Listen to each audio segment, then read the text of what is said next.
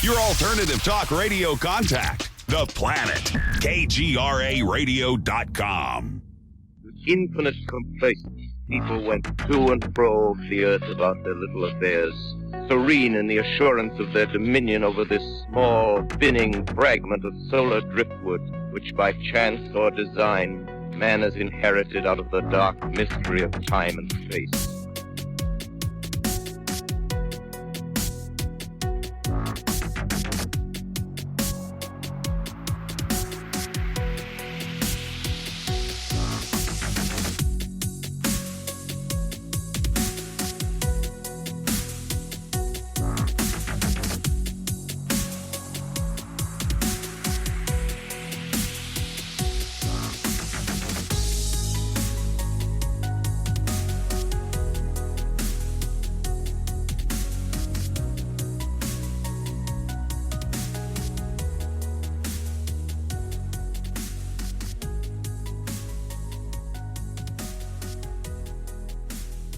So on this edition of Into the Fray, I have back on with me Peter Renn and Jason Hewlett. Now, this isn't the first time that all three of us has been on a show together, specifically for ITF and their paranormal works. And their first visit, the triple threat here, was on 239. Jason, though, has been on a few times previously to that. It was 232, 256, and then, of course, the most recent one for Jason was 267, the Dollhouse. And for that one, we were kind of hanging out upstairs and things were going on, but the real meaty stuff, as far as I know, was in the basement with the massive furnace that looked like it could eat you alive. And we're going to talk about that today with both Pete and Jason, who were there in person, of course.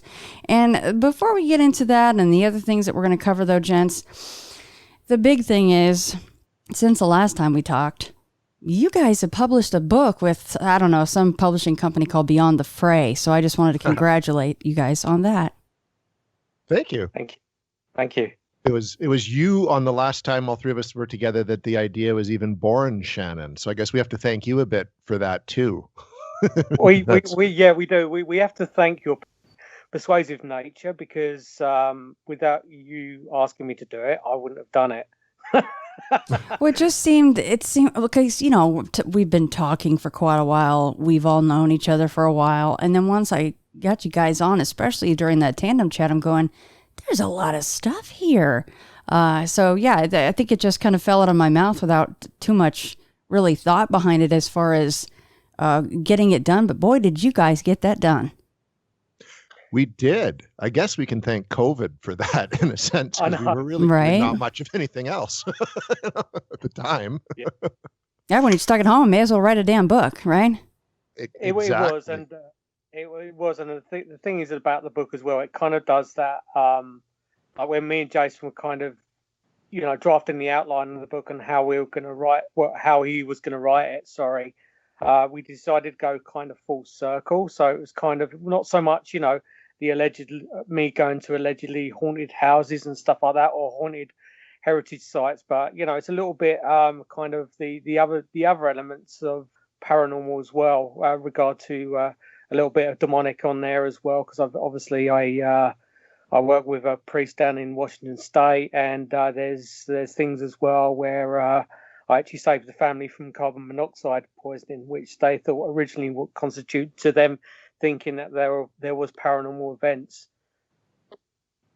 And that's something, especially going back through our last chat, so that I knew what we needed to cover and not cover this time around. That was something that got brought up, is that you guys are big on, hey, yes, there are paranormal things out there. Yes, a lot of weird shit can happen, but many a times it is something of a mundane explanation. Not that carbon monoxide poisoning is mundane. I'm just saying that has nothing to do with demons or ghosts, right? That's where you guys go. That is your mindset going into any investigation. Pretty much. I mean, the emphasis being, for me, over the past 26, 27 years, like 95% of the cases that I've had, have been, there's been a kind of a logical explanation rather than it being pointed to the paranormal. Both since Jason and I have been kind of, tag teaming investigations and, doing other things like We Want to Believe and stuff like that. We've been very lucky, haven't we, Jay, in the places that we've been. and the legitimate activity we've had. And it was nice to kind of delve down into my memory bank about the things that have happened to me in the past and actually relay that into the book as well, which, it does talk, the book does speak a lot about my personal life as well. So it is a personal piece of me that's been published, which is fine. Now, I know you guys have been working together on various things for a while now, and you've known each other, you're friends, but what was the process like as far as the actual compiling of the book? What did that look like?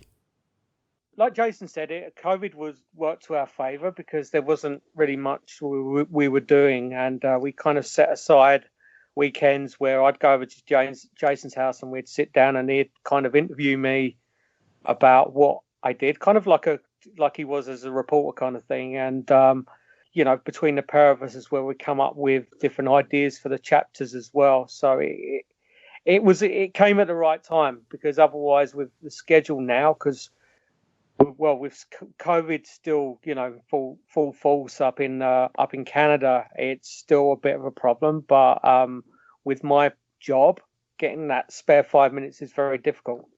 Definitely worked to our advantage to have that time, because Peter would have time to think about things and what he wanted to talk about. He'd come over, we'd talk about it. He'd start talking, I'd take notes and record each conversation.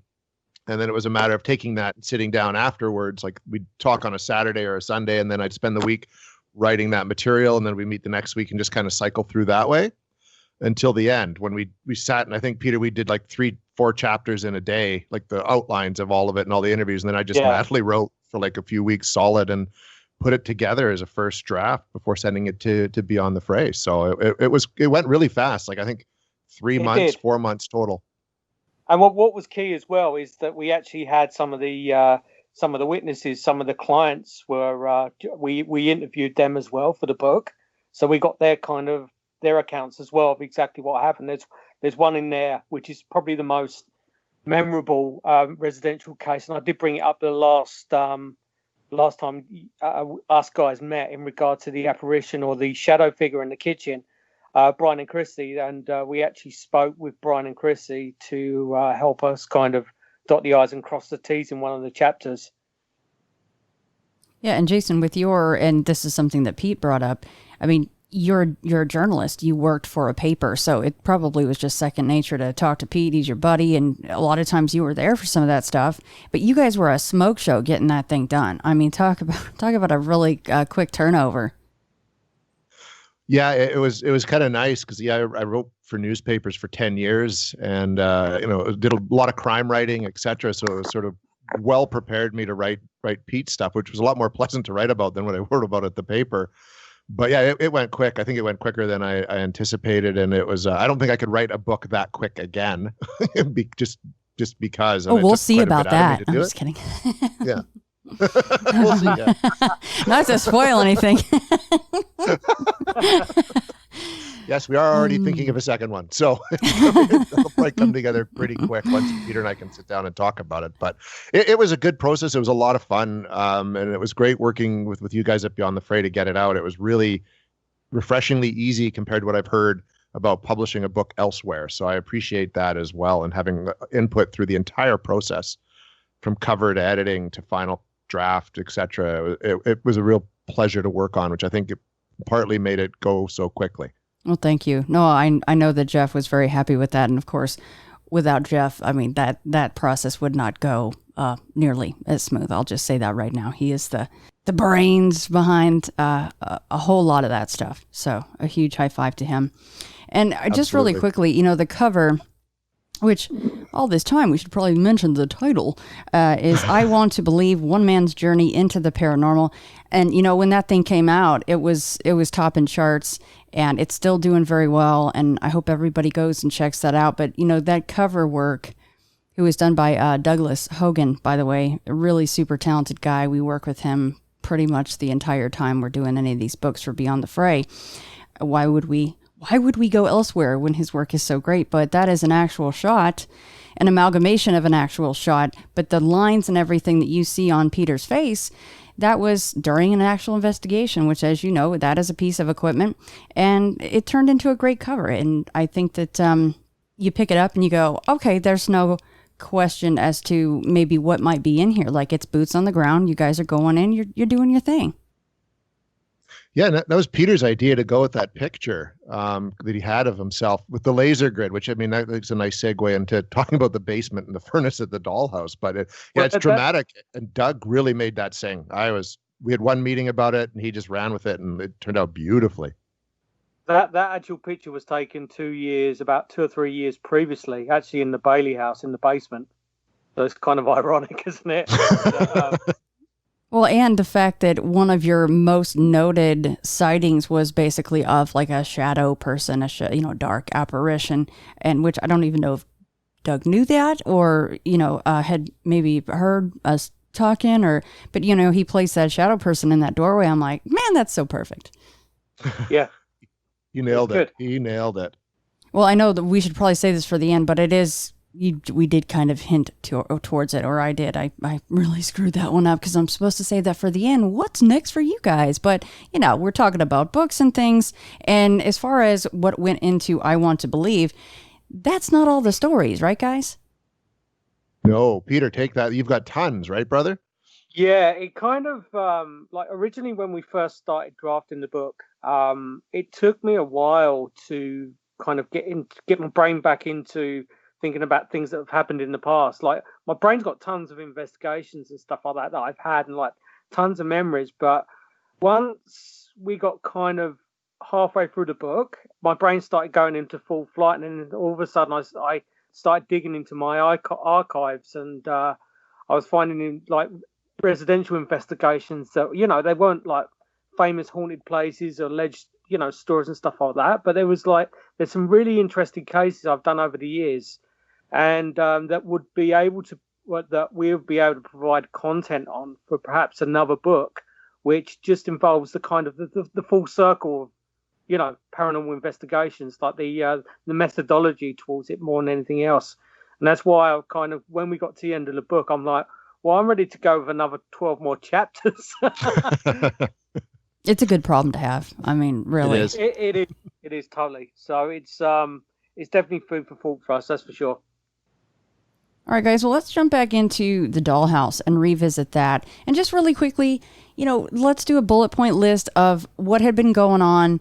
And, is this a residential place? Or is it a museum? That way people know what's up. And then we're going to venture down into the basement because I'm really excited to hear about that. Well, Peter, you and I, you've been going to Bailey House for years. And then you and I started going in 2019. And then we filmed the episode midway through 2020. So why don't you provide a bit of background on it? So originally I approached the Bailey House because when we were a part of Vancouver Paranormal Society, we also do like fundraising for non-profit societies, particularly heritage homes, that kind of thing. And it's kind of our way to get our foot through the door. So, it's a win-win for us because we can get the local community involved, and there might be some other cases that we can piggyback onto, perhaps, other projects that we can pursue. But anyway, we started investigating about 4 or 5 years ago, and I'll be honest with you, it didn't really start off as that kind of, it wasn't really that active. We got the odd murmur here and there, and there was more activity in the office, which is an adjacent building to the actual Bailey House. It was built in the early 70s. It was built, and there was a lot of activity in the basement. And whenever we investigated there, we got an EVP of a woman called Mary, and she had a very distinctive Irish accent. And then then we kept going backwards and forwards, and we were just using the place more as a kind of an experiment place for, all our gadgets and, setting up simulation experiments and controlled experiments, that kind of thing. And then I moved away, and then I moved up north, and I came back down, and we had that year gap. And then when I came back down to Kamloops, I met up with Jason, and I went to an investigation before that, and it was like, holy crap, it was like the doors of activity just opened up. Like the whole house started talking to us. Like the very first investigation that we had there, the toilet door downstairs swung open, and it was actually, there were 3 of us there, and we was upstairs, the door swinging open downstairs, but it was a washroom door that got swung open so hard it was actually into the back of the wall. And it just kind of escalated after there. And then obviously Jason and I went down there as well. And it was just, you know, there was, you know, Jason got called a prick a couple of times, which was justified. Yep. And there was, you know, there was other things as well. And then we got the name of the original landowner as well, Thomas Coughlin, I think his name is, if memory serves me correctly. And he was the guy that originally bought the land. He never actually developed on that land, on that section, but he was the guy that first bought the land back in the late 18th century, which was very interesting.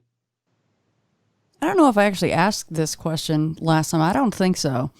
Did he die there, or do we have records of where he went? We don't have records of him dying on there. There's no with the archives in Merritt City, because a friend of our team, she actually did some research in, you know, what's gone on in the house over the past 100 years, and there's no official records of anyone actually passing away in the house. But there was a time between the I think it was the 80s and the early 90s where that place was vacant for close to about 10 years, where they had squatters in there and stuff like that. And allegedly there were some bodies found in there from, like, you know, people, junkies and stuff like that, and homeless people that just died in there when they were clearing the place out. So whether, you know, obviously, you know, Jason's being called, you know, a prick and stuff like that. And, you know, we got one of the early investigations I got, there was me and 2 other ladies, and we got told to F off. And things like that are not really associated with the early, you know, the period times where, you know, the early 18th century, late 18th century, early 19th century. That kind of thing's more modern slang. And we kind of associated it with perhaps that when that place was vacant and used for squatters. Yeah, and to be clear, he was called an effing prick, right? Both times. He was. Yeah. Yes. They accentuated that part. Yeah, little action word there before the prick part. I know. I didn't want to add that in, but yeah, you called that twice. I'm here to help out with. I have to rib Jason a little bit about that, because I remember I did that last time too. But Yes. you know, as far as Thomas Coughlin and the original owner of the land, and it sounds like, you know, if he didn't build there, he probably didn't live there. But I guess it doesn't mean that he could have been kind of sort of living there. I mean, people lived on land and did different things. Apparently there was a sub building to the actual Bailey house, so it was it might have been, you know, obviously his energy, for whatever beliefs you have or anything like that, his energy could have been a part of the land and just transferred into the house, which has been known on certain investigations, particularly in kind of Aboriginal communities, that kind of thing, where you get you know, new houses being built, and then you know, it's the old poltergeist where house has been built on a burial ground and stuff like that. There's certain, you know, myths about that and that kind of thing, but it could definitely be associated with that. And there was other buildings there before the Bailey house, so it could very well be a part of that. Well, let's move down yonder into that there basement. And what are some of the stories that you guys were privy to before you physically went down there to investigate? Jason? Oh, well, there wasn't, like, Peter, from your experience, and I know the times you and I had been there, we hadn't really experienced much down in Bailey, in the basement at Bailey, at least while I've been investigating there. But it was really interesting when we went down to shoot for We Want to Believe. That was the first time that I really had anything happen in that basement, and that's when we were breaking out the laser grid. And Peter turned it on, and we were testing it. We had the lights out, and there was this shadow by the sort of between the furnace and the wall, the back wall, where a Christmas tree was, where it looked like someone was standing in front of it. And so we turned the light on and looked for an obstruction, and there was nothing that we could see. We turned the light off, and there was still this, like the shape, the shadow. And actually, Peter, the longer we did that off and on, the more prominent it became, didn't it? Until it was gone suddenly, like something had been in front of it and it stepped away. And we caught all that on film. And that was really, we could find no logical explanation for why that was. There's nothing disrupting the equipment. There's nothing there that should have caused that disruption in the light laser grid, especially because after a while there was the laser grid went across everything. So that was a really compelling experience to have in that basement. It was weird because we turned the light on and off. We did it once. We turned the light on, and just to see whether there's anything. I cleared the front of the laser grid to see whether there's any obstructions on the front of it that could perhaps be causing that. But then we turned the light back off again, and I'm pointing the laser grid around the whole of the basement, and you can see it everywhere. But then when we put it back to that one point, there was an obstruction there. It was blocking. It wasn't even going back to the adjacent wall, which is just behind the Christmas tree. There was nothing going back there whatsoever, and it was just totally weird. I'm not saying for 1 minute. I probably would define it as paranormal because there's no way of explaining it, because the logics of a laser grid is pretty simple. It's, if you obstruct light, you're going to cast a shadow. And there was no natural obstruction that we could see obstructing that laser grid at the time. So it baffled me totally. And the thing is, I stood in the proximity of where that obstruction was. And for me, it didn't feel, you didn't get the cold feeling or anything like that. It just felt perfectly natural. It didn't feel like there was anything there or anything like that. And then we turned the light back on again, and then we turned the light back off again, if memory serves me correctly, and it's gone. It's totally gone. And then we checked, obviously the batteries and stuff like that, and batteries are fine on the laser. In fact, I'm still using the same batteries in my laser grid now. It's just weird. It's just totally weird. And we caught it on 2 cameras too, my camera and Marcus's. So it was interesting that way as well. It was. And what's interesting about the basement as well, and Jason kind of hit the nail across the head, is that the amount of years that we've been going there as well, nothing really has ever come out of the basement. And we just thought, we'd go down and film the basement, and it'll add something good for the show, that kind of thing. And to be honest with you, I wasn't expecting anything. And lo and behold, we got that. And what's ironic about what happened in there, a similar incident happened to the same thing when we was in the below the office in the adjacent building of the Bailey House as well, when I was with Steve Wade, which is another investigator from our team. It's the same thing as well. We got an obstruction in front of the laser grid, and I've never had it before in any other investigations that I've been on using those pieces of equipment. It's interesting what you guys said about it becoming more prominent before it disappeared. That's very strange. Mm-hmm. I've never seen it. It's almost like it was there something kind of almost. I hate to talk like this because it sounds like you talk something you hear on like TV or movies, but it's almost like something was kind of materializing and taking more form before it vanished. Mm-hmm. Is the only way I could explain it, because it started off, you could see something, but you could still kind of see a little bit through it and a little bit of laser grid, but then it just over like a course of a minute, it became solid and then was gone. And I can't explain that. I don't know. Like Peter was saying, we checked the batteries, we checked for obstructions, we had 2 cameras rolling, and it was consistent through the whole thing. And is that shadow figure something that is seen often down there by other people?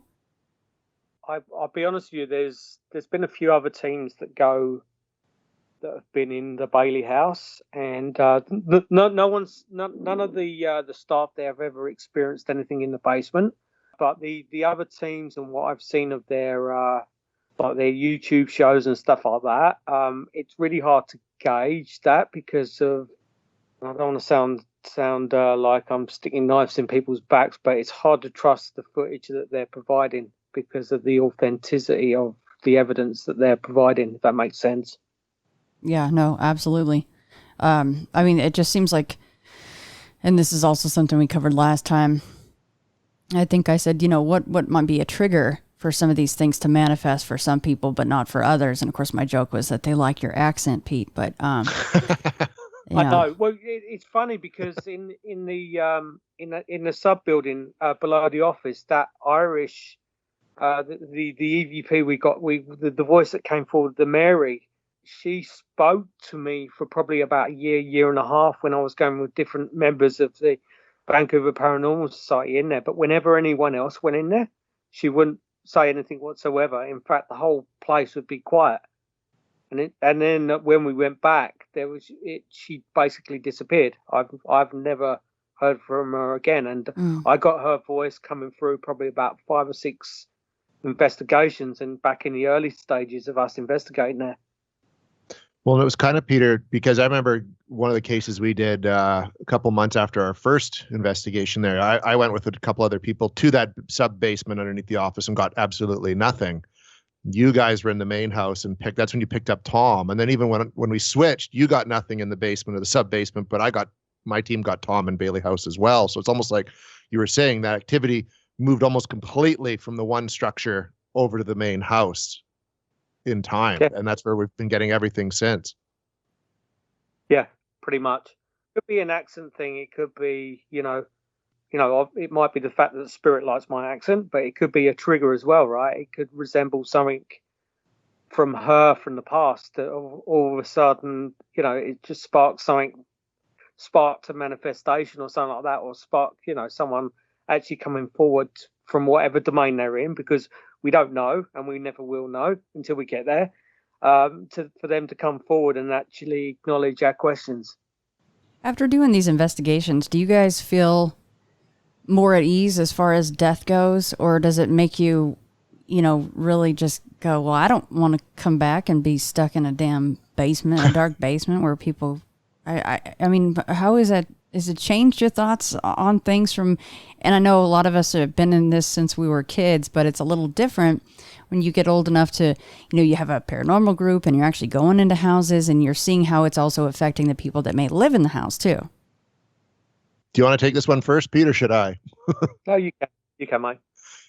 I think the longer I do it, the more comfortable with the whole idea, because it's been affirming, over and over and over again, that there is something more than when life ends this way. There's still something that goes on after to some degree, and I think, it always raises more questions about it, like what exactly happens, or do we remember stuff? But I think the longer I've been investigating and writing about it, and doing the book with Peter and just my own thoughts on it, I'm definitely becoming more comfortable with the concept of dying. It's not just, the light winks out and that's it, at least from my perspective. Because even I've been able to, in some weird ways, connect personally. It feels like, with my father who had passed away years ago and other people and such. The one question does come up, and you kind of hit the nail on the head, Shannon, is like, do we just get stuck in some dark basement somewhere? And how does that affect the people in that house? I think that's sort of more of the answers we're looking for as we go along, at least from my perspective. But definitely I'm more at ease with the idea of not being here anymore. Yeah, with me, kind of the same with Jason as well. But it's kind of affirms a lot of things in my mind about. I believe personally that once we pass on, we have a choice to what we want to do.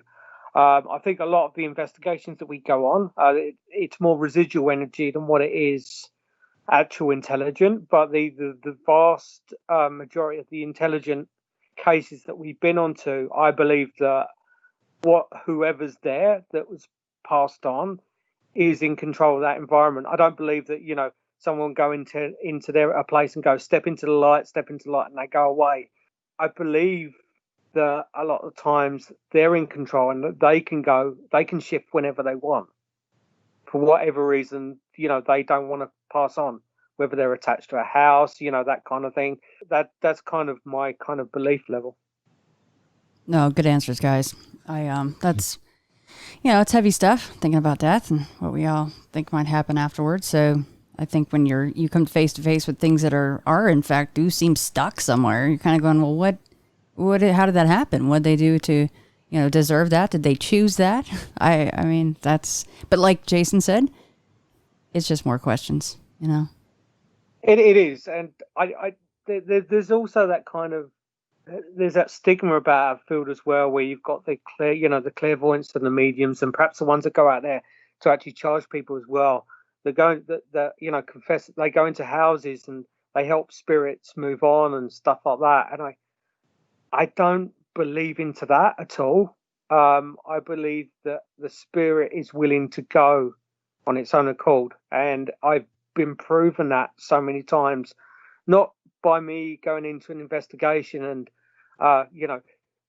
saying that there's an Uncle Fred sitting in the room, or Casper the Friendly Ghost, and I've asked him to move on and him disappearing, but actually getting an understanding, perhaps just by maybe putting a mismatch of a puzzle together about why that spirit's there, and then all of a sudden it just disappears. The spirit, the activity doesn't happen anymore. So it could be there for a purpose. We just don't know that part. And of course, guys, we are talking about their We Want to Believe docuseries, and everybody can see the footage that they are talking about at joeblow.com. That is JOBLO.com. And of course, on YouTube at Joe Blow Horror Videos. Well, guys, what's next for the We Want to Believe docuseries? Well, we were, before this current lockdown happened, we were halfway through kind of an investigation in a small community called Ashcroft in terms of filming it. We got one of those done, but we had completed our 3 Bigfoot hunts, Shannon, which I think you know a little bit about in that regard. And we've got the first episode pretty much finished. We're just doing the sound mix now, and it's going to come out later this month. And it's going to be, it looks like about a 3-part Bigfoot, I guess, investigation, for lack of a better word, where we kind of went out, looked for a few key hunts with people who had Bigfoot encounters, and then we kind of did our own little night investigation out in the woods as well. Come together really, really well, I think. Which is it. What's interesting here, and people might be surprised, but Peter actually doesn't believe in Bigfoot.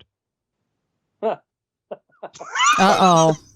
Don't shoot me. You got my hackles up now. What's going on over there, Pete? I'm just kidding. So to you, Pete, that's just Bigfoot is way too far-fetched. I don't want to go into too much detail, but I know I believe in UFOs because of the acknowledgement that certain people I've met in my life have had certain encounters, and what I've seen where I was brought up as well. Spirits and ghosts and stuff like that. It's how you define what a ghost is what, I believe in. I don't believe in Casper the Ghost, but my opinion on that's slightly different to that. But things like Bigfoot, I'm trying to believe, but it just, there's as far as I'm concerned, I've never seen anything that has been substantial in regard to evidence. Now, you're probably going to be sending me stuff after this call. Yeah, you're in trouble now. And you're probably going to try and convert me like you're trying to drag me into some strange cult. It is a cult. I mean, I'm not going to lie. We're all part of a cult, believe me. I know. Well, we are in what we do as well, but I'm trying to believe, but it hasn't happened yet. No, I'm not gonna harsh on you too bad there. But listen, Jason, you got to get this guy out in the woods, so he needs a pair of brown pants. I mean, let's get this done. Well, Peter did, it was kind of, we filmed it over the summer, and I did it, myself and Sarah went out for one expedition with Chris Bose, who's an Indigenous artist and writer, and he's had Bigfoot encounters. So we filmed that, and then Marcus and Sean and I went with a guy named Mike, who's been going. You and I talked about this, Shannon. We've been going to this lake every year for 20 years and been hearing wood knocks at a part of the lake. So we went up there, and then in the final night out, which was just the team, Peter was able to join us with Chris, and we went out and tried the baby crying experiment. We tried wood knocks and calls, which was interesting. And then we broke out the spirit box as well. So we kind of brought in a whole bunch of different elements that we'd heard in sort of Bigfoot hunt lore, and kind of compiled it into, it looks like these 3 episodes. The first, which is more just an introduction to why we're doing it and covering off some of the encounters that have happened in British Columbia that kind of spurred me to be interested in it. And then a bit of Chris's story. And then the second and third episode are more like the hunts proper that'll be out in kind of February, March. We may have enough even for April, but we'll see. And then, of course, we interviewed yourself, Shannon, and Ken Gerhard, and those interviews will be more focused in episodes 2 and 3. We were pretty excited about how it all came together. And we got a little bit of what we could call evidence in terms of some wood knocks, which was kind of neat. So, Pete, are you saying that there was no telepathic communication from a Bigfoot to you saying, Pete, I am real, accept me? Actually, we did a section where I took the spirit box and I went to a section of the spirit box, and I went off to a section of the woods. And as soon as I turned the spirit box on, and we actually got it on footage as well, this female voice said, "Help me." mm-hmm. So, and that was kind of messed up because of where we were, because we were literally in a slap bang in the middle of nowhere, and there was no. As I was scanning through the frequencies, we had no radio stations whatsoever. There was zero static and feedback off of that, and it was that was weird for sure. Mm-hmm. But I doubt whether that'd be Bigfoot, but no, I don't think so. But it was something. It was definitely something of interest for sure. So, as far as just before we get off the Bigfoot subject, as far as that area, I mean, you guys are talking some big woods out around there. So what kind of, obviously you went out with some people that have had their own sightings. What's the proliferation of sightings just in that whole area, considering the dense woods that you got going on there? It's interesting because Kamloops, where we are, is kind of smack dab in the middle of it. And the people here are very quiet about that. There's been a small handful, but just a few hours south, like at Harrison and around, Whistler and all that, there's like been a good 200 or so sightings recorded in recent history. And then Bella Coola Valley has been getting a lot of sightings, not just sightings, but like things looking in windows, rock throwing calls, footprints. It's very prominent. And I was actually shocked when I went out with Chris. We only went like maybe not even a half hour out of town, and that's where he had his experiences, which is very close to Kamloops. And the one lake was about 55 kilometers north. So that would be 35, 40 miles from town. But where we are, and Pete can attest to this, you can be in the city and then like in the middle of nowhere within like half an hour, like completely in the middle of nowhere. So it's really ripe and makes sense if you're looking for Bigfoot that there could be something in and around the area, which I think is pretty cool. I'm a part of a Bigfoot Facebook page because obviously I want to believe, pardon the pun. There's a lot of there's like geographical maps that are discussed about locations in BC of potential places where it's been spotted, and yeah, you're right, Jason. All the way down to Harrison, all the way up to the far reaches of northern BC in the areas of Nass, where it's Aboriginal communities and stuff like that. There's been various sightings up and down, but where Kamloops is, it's almost slap bang in the middle of where all these so-called sightings have been. So we would definitely be in the right proximity for if we ever did meet or find out to see if there's Bigfoot there or not. Pete, are you anywhere near woods to where you might see a Bigfoot peeking in your window?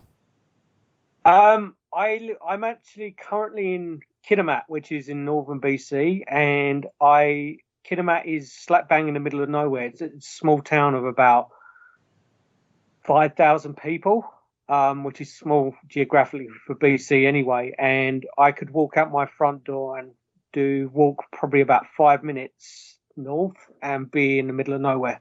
I like it. So I think you have a pretty good chance. There is. But the problem is it's rich in it's bear country, and there's cougars up here as well. There's all sorts of wildlife that you just got to stay clear of.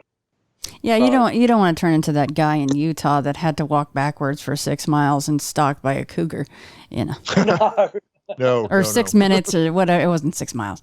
6 minutes, 4 to 6 minutes of hell for that poor kid. I know. God. I've been stalked by a cougar once, but that's a completely different cougar. You're going to have to try to make me feel bad for you on that one, okay? It ended up, it didn't quite end up like that. She didn't run off, but it just ended up weird. But that's another story. See, but also in that case, you should walk backwards and keep your eye on her, Oh, I totally did. It's a smart man right there. I did. I flew back to the UK. Oh, you really flew. You flew backwards. You didn't walk backwards. Yeah, you're like, get me the hell out of here.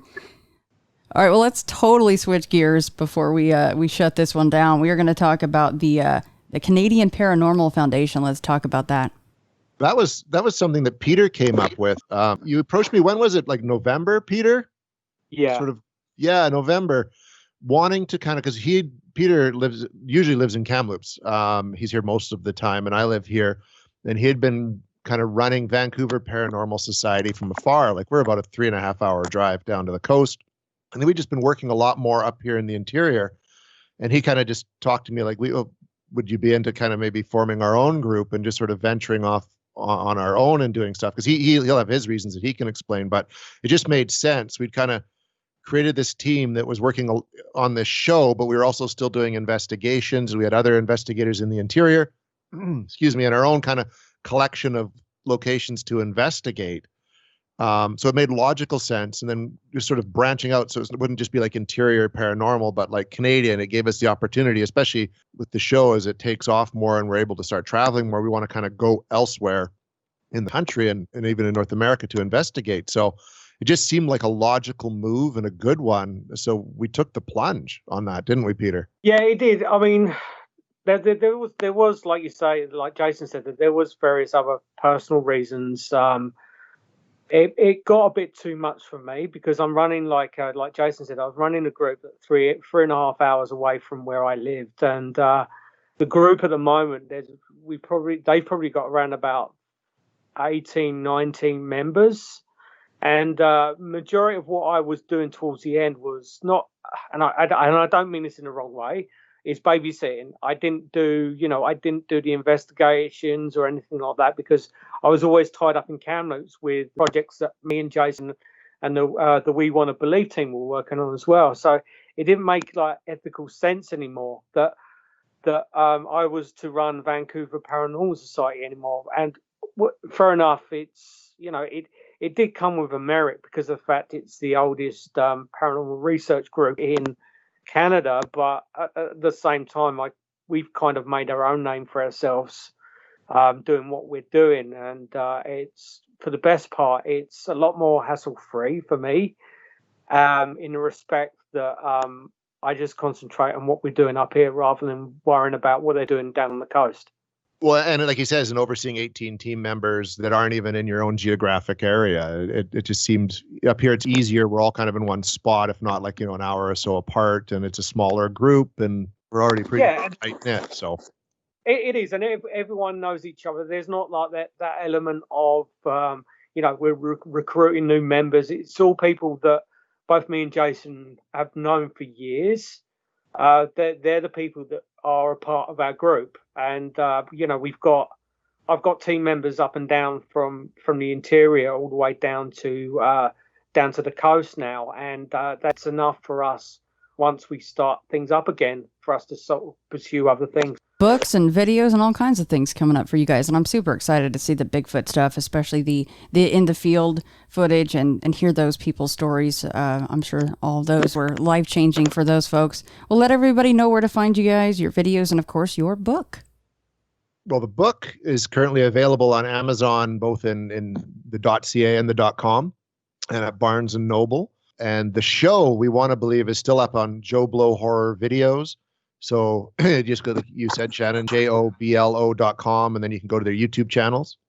And we also have been posting episodes at WeCameFromTheBasement.com, which is another site unrelated to paranormal stuff primarily that we do. So, and Peter and I are working on other YouTube ideas, etc. So we're trying to be prolific and make a go of all this stuff as best we can. And of course, Peter, Canadian Paranormal is on Facebook, right?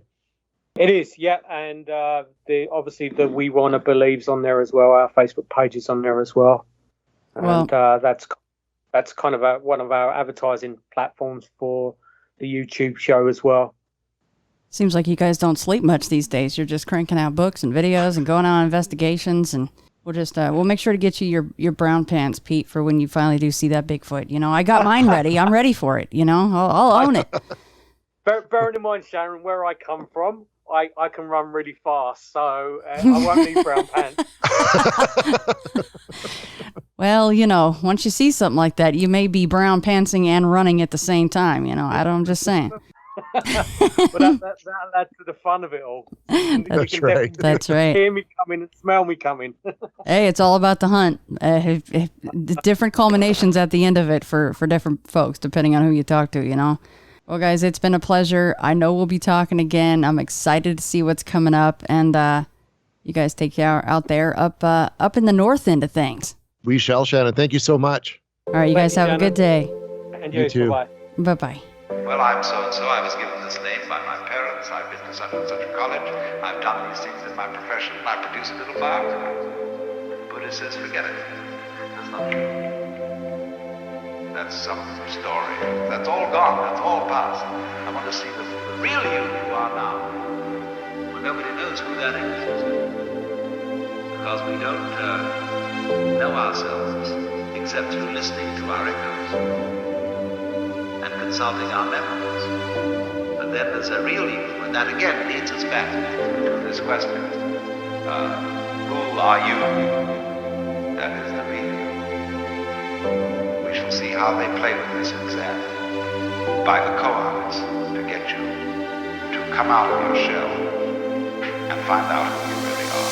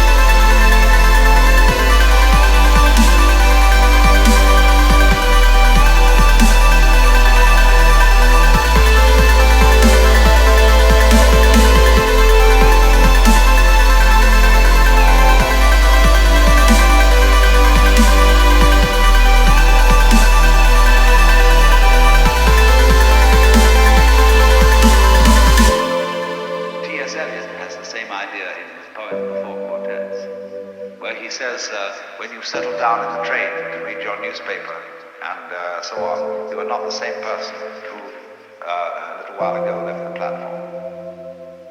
If you think you are linking your moments up in a chain.